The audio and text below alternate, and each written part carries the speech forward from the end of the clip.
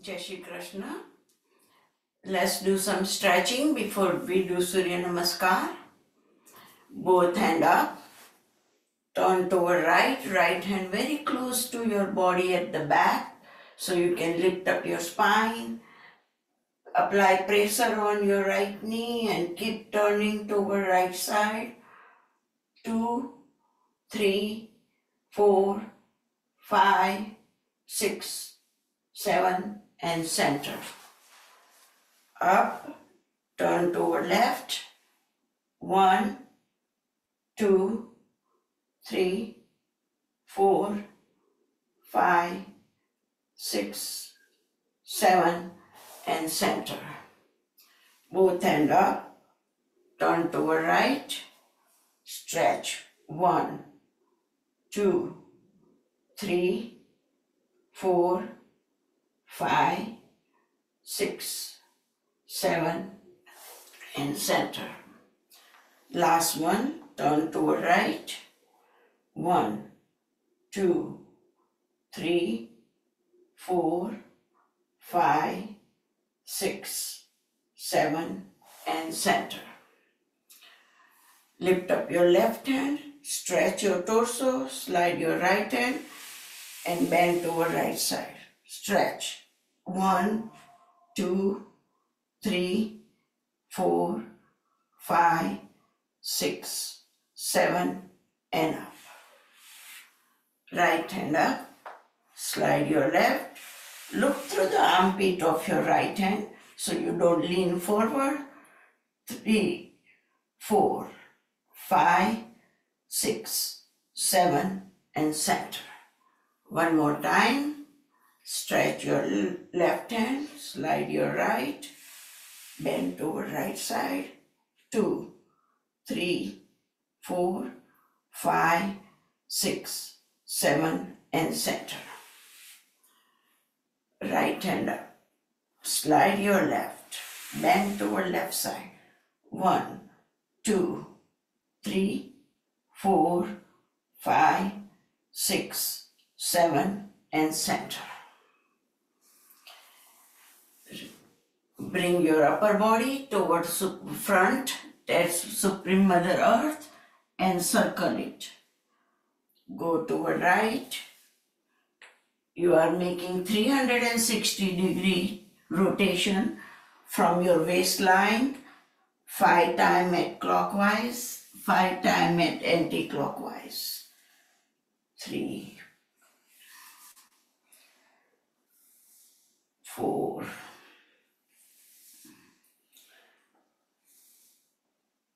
'Once you finish the 5, reverse it.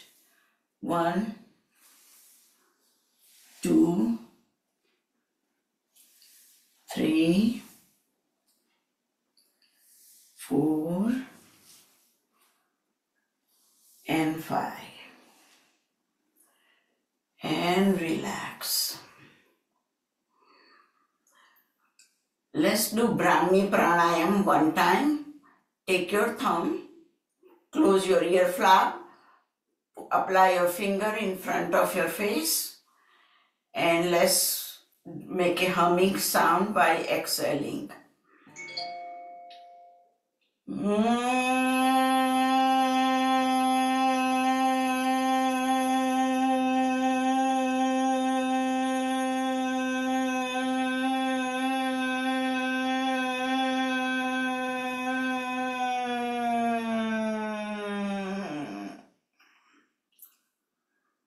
And relax.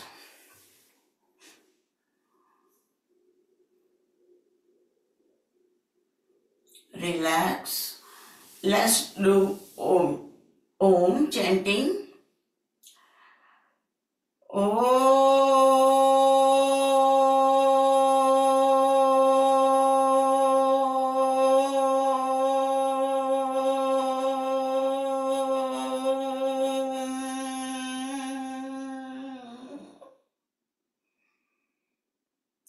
Take your hand behind your back, stretch it and lean towards Supreme Mother Earth and relax. Let's stand up.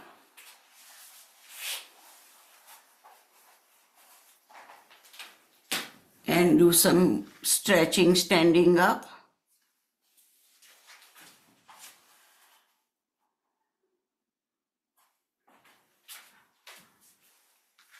Just adjusting my computer.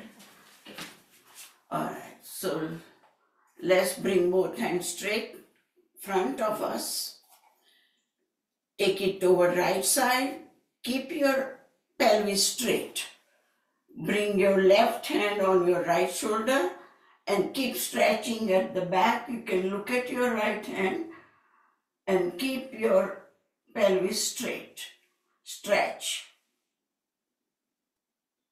And center. Toward left, stretch, stretch. Your right hand now on your left shoulder and keep your pelvis in front. If comes back with you, push it up and center. Right hand up, turn toward right. Right hand, watch. Keep your eye on right hand. Left hand on right shoulder. Turn and twist as much as possible without moving your waistline. Come on in center. Turn toward left. Stretch. Stretch as much as possible. And relax. Okay. Keep your legs 3 feet apart. As much as you feel like, interlock your hand. Flip it, bend down toward the center, open your legs if you need to, go toward right. We are doing Chakki Chalan Asana, which is Ghanti. 1, up, 2, up, 3, up, 4, up, and 5. After this, reverse yourself and do it 5 on other side. 1, keep eye on your hand. 2, 3, 4, and 5. And relax. Come on in front. Roll your shoulder back while I put music on.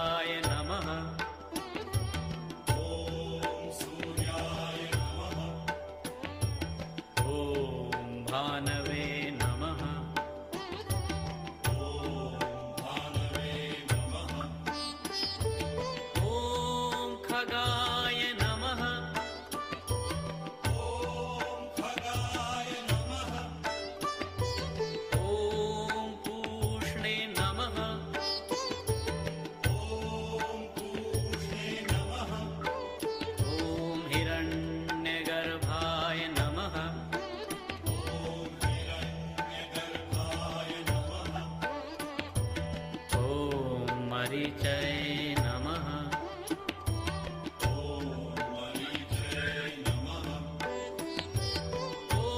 आदित्याय नमः। ॐ सवित्रे नमः।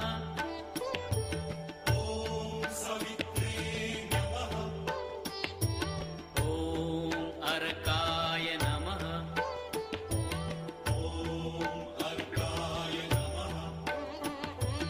ॐ भास्कराय नमः।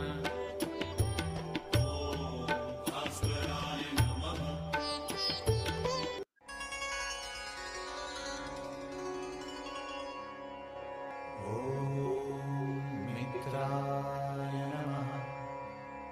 ॐ रवये नमः। ॐ सूर्याय नमः। ॐ भानवे नमः। ॐ खगाय नमः। ॐ पूष्णे नमः। ॐ हिरण्यगर्भाय नमः। ॐ मरीचये नमः।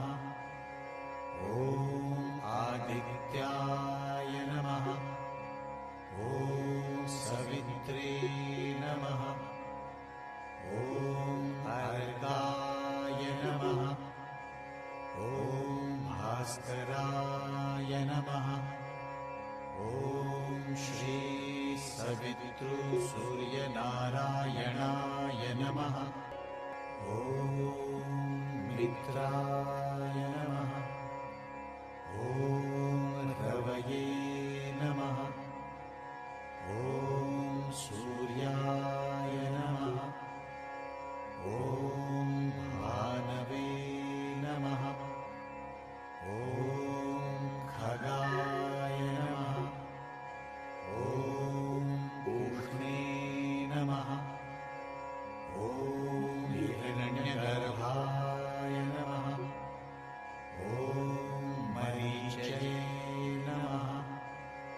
ॐ आदित्याय नमः। ॐ सवित्रे नमः। ॐ अर्काय नमः। ॐ भास्कराय नमः। ॐ श्री सवितृसूर्यनारायणाय नमः। ॐ मित्राय नमः। ॐ रवये नमः। ॐ सूर्याय नमः। ॐ भानवे नमः। ॐ खगाय नमः। ॐ पूष्णे नमः। ॐ हिरण्यगर्भाय नमः। ॐ मरीचये नमः।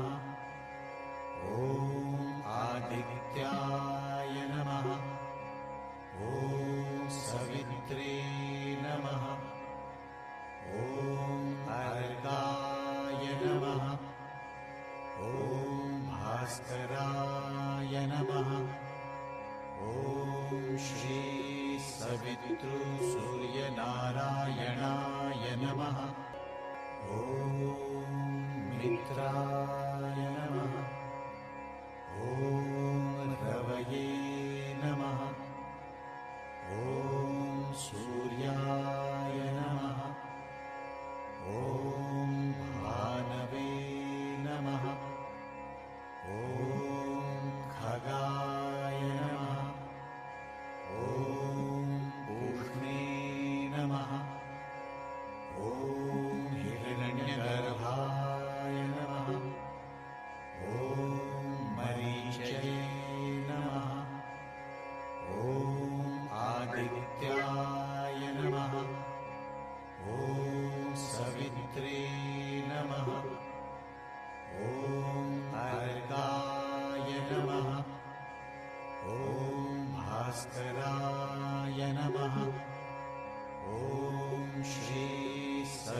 सवितृसूर्यनारायणाय नमः।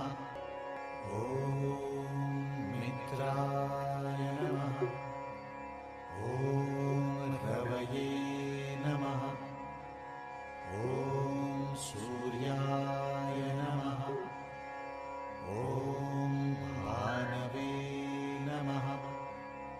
ॐ खगाय नमः। ॐ पूष्णे नमः। ॐ हिरण्यगर्भाय नमः। ॐ मरीचये नमः। ॐ आदित्याय नमः। ॐ सवित्रे नमः। ॐ अर्काय नमः। ॐ भास्कराय नमः। ॐ श्री सवितृसूर्यनारायणाय नमः। ॐ मित्राय नमः। ॐ रवये नमः। ॐ सूर्याय नमः। ॐ भानवे नमः। ॐ खगाय नमः। ॐ पूष्णे नमः। ॐ हिरण्यगर्भाय नमः। ॐ मरीचये नमः। ॐ आदित्याय नमः। ॐ सवित्रे नमः। ॐ अर्काय नमः। ॐ भास्कराय नमः। ॐ श्री सवितृसूर्यनारायणाय नमः। ॐ मित्राय नमः। ॐ रवये नमः। ॐ सूर्याय नमः। ॐ भानवे नमः। ॐ खगाय नमः। ॐ पूष्णे नमः। ॐ हिरण्यगर्भाय नमः। ॐ मरीचये नमः। ॐ आदित्याय नमः। ॐ सवित्रे नमः। ॐ अर्काय नमः। ॐ भास्कराय नमः। ॐ श्री सवितृसूर्यनारायणाय नमः। ॐ मित्राय नमः। ॐ रवये नमः। ॐ सूर्याय नमः। ॐ भानवे नमः। ॐ खगाय नमः। ॐ पूष्णे नमः। ॐ हिरण्यगर्भाय नमः। ॐ मरीचये नमः।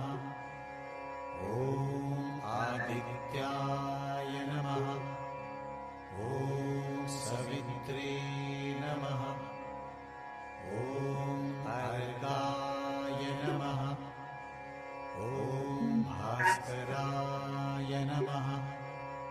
ॐ श्री सवितृसूर्यनारायणाय नमः। ॐ मित्राय नमः। ॐ रवये नमः।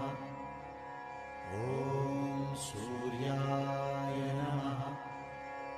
ॐ भानवे नमः। ॐ खगाय नमः।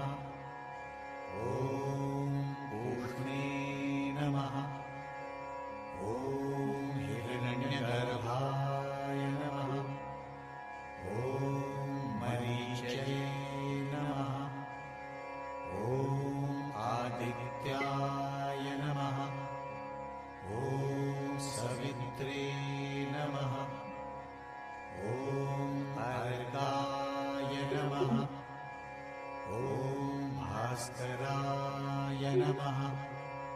ॐ श्री सवितृसूर्यनारायणाय नमः।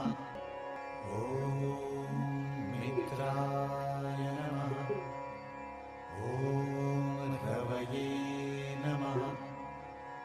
ॐ सूर्याय नमः। ॐ भानवे नमः। ॐ खगाय नमः। ॐ पूष्णे नमः। ॐ हिरण्यगर्भाय नमः। ॐ मरीचये नमः। ॐ आदित्याय नमः। ॐ सवित्रे नमः। ॐ अर्काय नमः। ॐ भास्कराय नमः। ॐ श्री सवितृसूर्यनारायणाय नमः।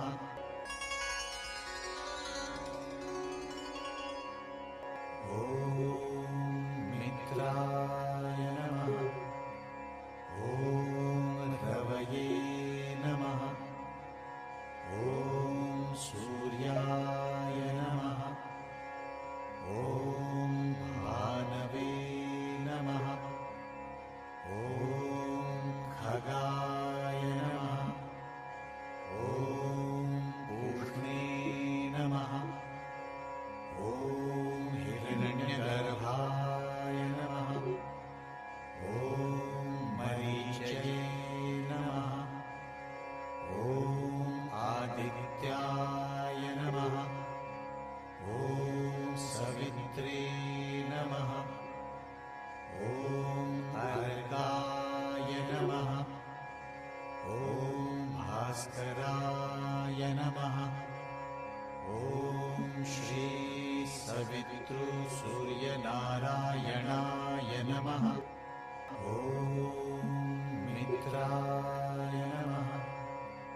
ॐ रवये नमः। ॐ सूर्याय नमः। ॐ भानवे नमः। ॐ खगाय नमः। ॐ पूष्णे नमः। ॐ हिरण्यगर्भाय नमः। ॐ मरीचये नमः। ॐ आदित्याय नमः। ॐ सवित्रे नमः। ॐ अर्काय नमः। ॐ भास्कराय नमः। ॐ श्री सवितृसूर्यनारायणाय नमः। ॐ मित्राय नमः। ॐ रवये नमः। ॐ सूर्याय नमः। ॐ भानवे नमः। ॐ खगाय नमः।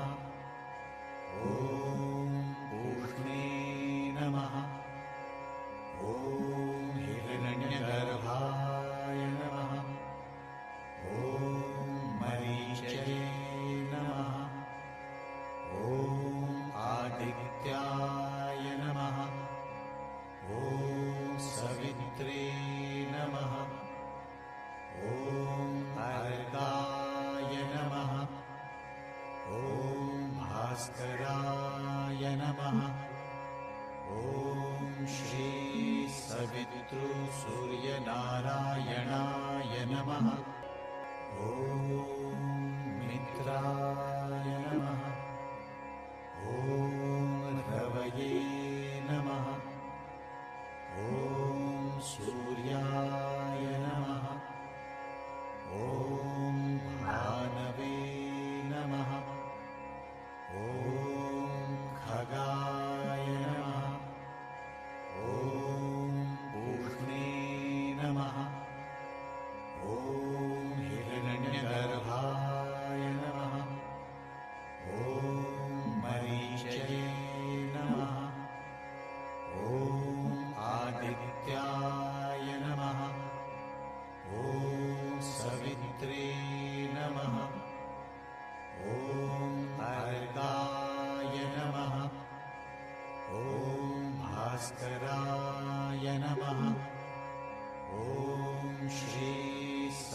सवितृसूर्यनारायणाय नमः। ॐ मित्राय नमः। ॐ रवये नमः।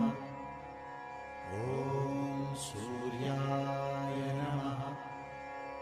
ॐ भानवे नमः। ॐ खगाय नमः। ॐ पूष्णे नमः। ॐ हिरण्यगर्भाय नमः। ॐ मरीचये नमः। ॐ आदित्याय नमः। ॐ सवित्रे नमः। ॐ अर्काय नमः। ॐ भास्कराय नमः। ॐ श्री सवितृसूर्यनारायणाय नमः। ॐ मित्राय नमः। ॐ रवये नमः। ॐ सूर्याय नमः। ॐ भानवे नमः। ॐ खगाय नमः। ॐ पूष्णे नमः। ॐ हिरण्यगर्भाय नमः। ॐ मरीचये नमः। ॐ आदित्याय नमः।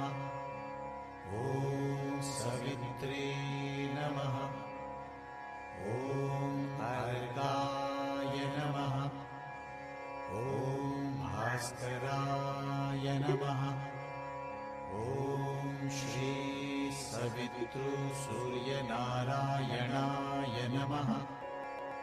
ॐ मित्राय नमः।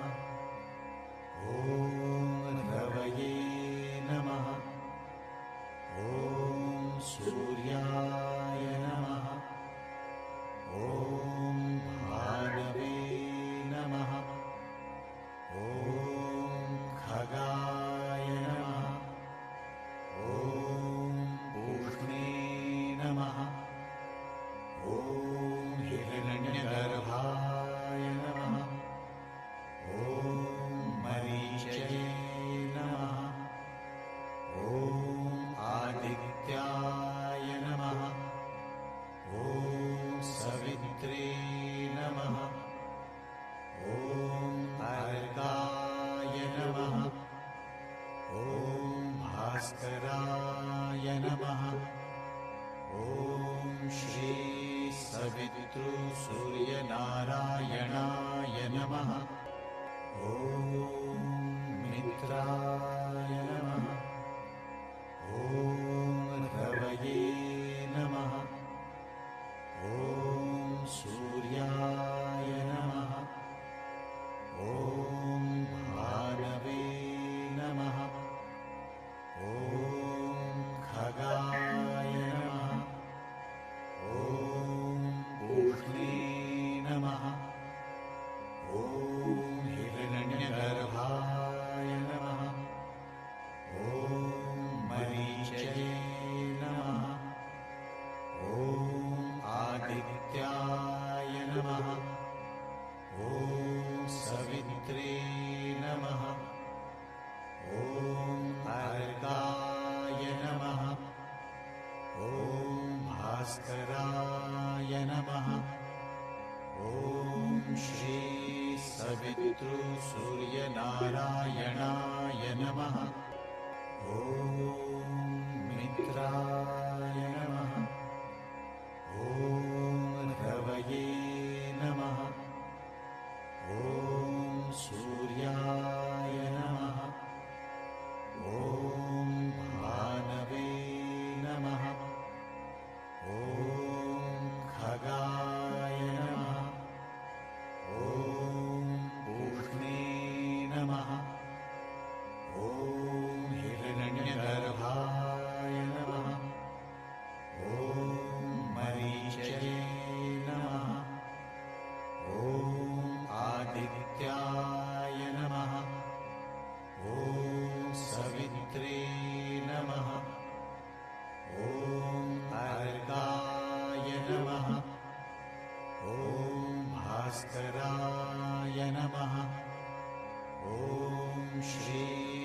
सवितृसूर्यनारायणाय नमः। ॐ मित्राय नमः। ॐ रवये नमः। ॐ सूर्याय नमः। ॐ भानवे नमः। ॐ खगाय नमः। ॐ पूष्णे नमः। ॐ हिरण्यगर्भाय नमः। ॐ मरीचये नमः। ॐ आदित्याय नमः। ॐ सवित्रे नमः। ॐ अर्काय नमः। ॐ भास्कराय नमः। ॐ श्री सवितृसूर्यनारायणाय नमः। Keep shaking, turning and twisting. Create the more energy. And turn, twist, jumping jack if you want. And get a more relaxation. Everybody lie down on your back and let's go for Savasana. Relax. Relax every single cell of your body. Relax every muscle of your body. Relax every joint of your body. Just relax. It's you and your yoga mat only. And relax. Scan your body from head to toe, toe to head. Check for vibration, sensation, circulation, anything your heart is feeling. Just relax.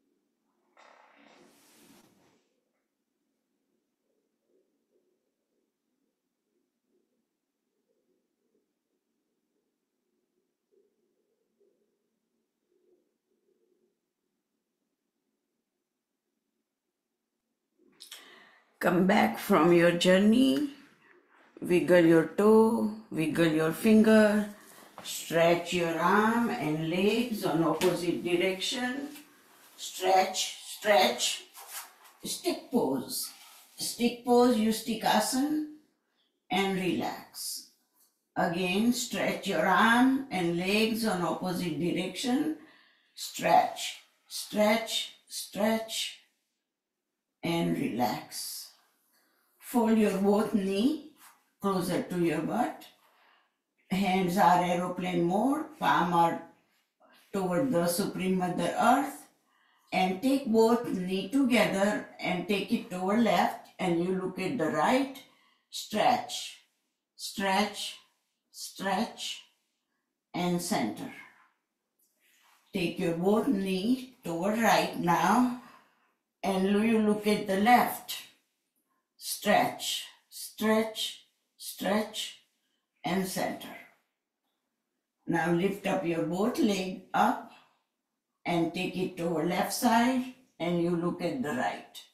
Stretch. It's a different part of the spinal you are twisting. Stretch, stretch, stretch, and center. Take it toward right. You look at the left. Stretch, stretch, stretch. And now take your upper body toward right side. Take a deep calming breath. 1. With the support with your left hand, you can get up. And let's create the energy. Apply on your forehead, middle of the head, back of the head, neck, shoulder, hands, torso. Go all the way to the toes. Let that energy spread around your body. And let's create the energy for our face now. Scrub, scrub, scrub, scrub, scrub. And cup your eyes. Apply little pressure. It feels good to me. It must be feeling good to you too. Blink your eyes in that darkness couple of times. Open your hand. And let's do 5 Chandra Nadi, only left side. Breathe in to left and breathe out to left. 5 times.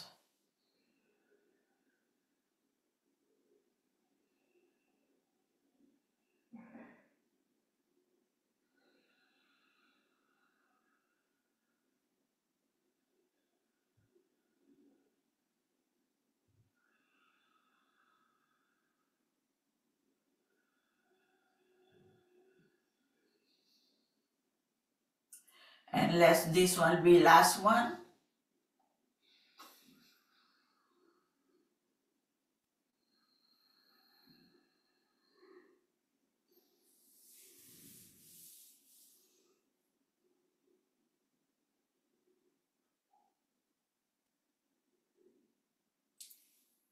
And let's chant Om and